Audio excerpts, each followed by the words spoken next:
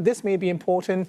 CNN reporting, for example, that the Trump administration starting to send more serious people for trade negotiations. Scott Bessent, Jamieson Greer, prime examples over the weekend. How important are, I guess, these factors in getting these negotiations moving forward?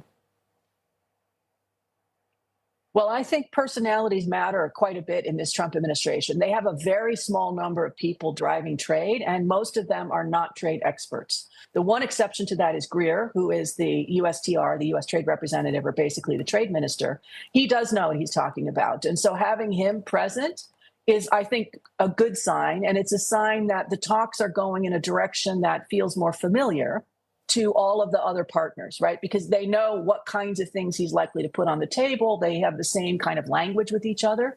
Whereas if you put, say, a Lutnick who really knows nothing about trade, or even Bessent, who's not a trade expert by any stretch of the imagination, on the table, you don't really know what you're going to get at the outcome. And so I think it is helpful for counterparties, at least, to be able to see Jamieson Greer sitting there saying, okay, at least I know what I'm dealing with here.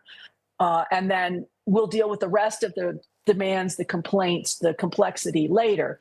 But this is a very different U.S. administration. Normally, when the U.S. goes to negotiate something like with China, there would have been an interagency process. There would have been a way in which all of the U.S. government, from the Agriculture Department to the State Department, Defense, et cetera, they would have come together. They would say, this is the kinds of things we are looking for. Here are the things we don't want you to do.